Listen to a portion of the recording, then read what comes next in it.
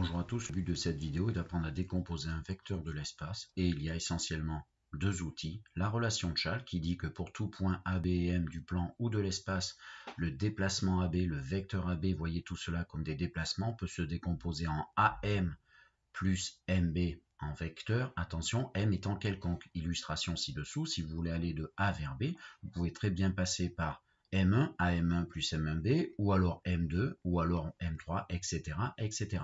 Je vous ai dit deux outils, ben le deuxième, c'est l'observation. Donc, ABCDEFG est un cube avec I milieu de EH, d'accord, I est le milieu de EH, et on me demande d'exprimer le déplacement, le vecteur IG, en fonction de EH et EF. On dit aussi exprimer IG dans cette base EH, EF. En effet, EH et EF, ce sont deux vecteurs de la face du haut non collinéaire, et du coup n'importe quel vecteur qui pourrait être coplanaire avec ces deux-là, donc en l'occurrence IG, peut s'exprimer en fonction des deux. C'est ce que l'on va chercher. Premier conseil que je vous donne, vous mettez de la couleur sur les deux vecteurs en question. Donc c'est ce que je fais tout de suite. Et vous devez en gros vous ramener à exprimer le déplacement I vers G avec ces lignes rouges ou des lignes parallèles. Donc si je veux aller de I vers G en suivant un maximum de ces deux lignes rouges, mais il est clair que je vais faire IH pour faire un petit bout de EH. Après, je exprimerai avec la collinéarité. Puis HG et HG, le vecteur HG, c'est le même que le vecteur EF. C'est gagné. Donc, vous décomposez avec la relation de Chasles, vous remplacez par des égalités et vous avez terminé la question. Donc, I vers G, c'est pareil que IH plus HG, relation de Chasles. IH vaut la moitié de EH, si vous regardez bien votre figure à ce moment-là, l'observation, et HG vaut EF. Deuxième question. Décomposer IC dans la base AB, AD, AE. Ah, c'est une autre question, c'est I vers C. Alors déjà, je vais éliminer mes repères rouges, enfin mes deux vecteurs précédents, et je vais colorier du coup maintenant en rouge ces trois nouveaux déplacements. Donc si vous regardez bien, ils sont maintenant ces trois déplacements en rouge, et moi je dois exprimer le déplacement de I vers C. Donc il est clair qu'il me fallait un déplacement pour pouvoir descendre, voyez, par rapport à l'autre. Et donc ceci fait penser à un repère de l'espace avec ces trois vecteurs d'origine A. D'accord? Trois vecteurs non coplanaires déterminent un repère de l'espace. C'est parti, je décompose. Donc si je veux aller de I vers C, ben, vous pouvez prendre un peu ce que vous voulez, hein, en fait. Ce qu'il faut, c'est essayer de minimiser les calculs et la longueur. Donc, moi, je vais passer par H parce que déjà, IH va pouvoir se ramener à, regardez bien, AD, vecteur collinéaire. L'un s'exprime en fonction de l'autre.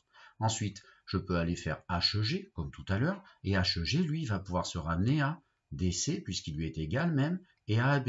Du coup, c'est gagné. On va pouvoir exprimer H vers G en fonction de AB. Ensuite, il faut finir ce déplacement. GC, il va falloir que je descende, et pour descendre, il faudra que j'utilise une ligne parallèle à EA, vecteur EA, GC égale vecteur EA, mais attention, nous ici au sens, ça sera en fonction de AE, donc il faudra prendre l'opposé. C'est ce que je vous écris. Et du coup, voilà ce que ça vous donne.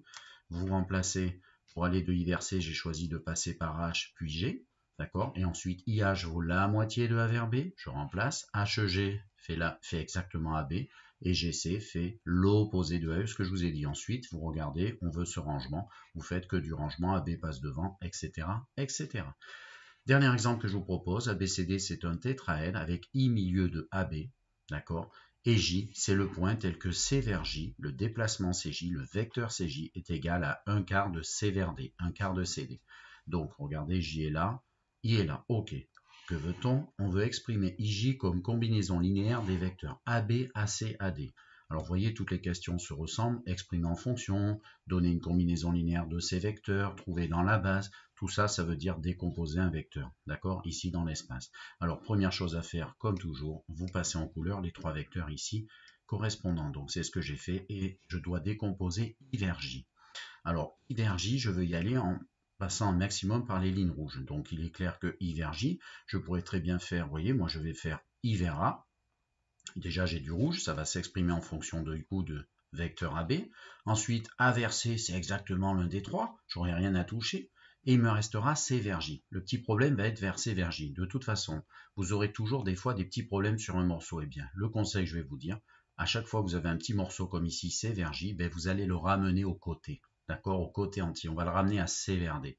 Parce que C vers D, si vous regardez bien, C vers D, eh bien, on pourra faire CA puis AD. Et du coup, à chaque fois, si vous voulez, si vous ramenez à des côtés, vous pourrez redécomposer en prenant les rouges qui en font le tour. Voilà, donc c'est ce que je vous affiche pour terminer.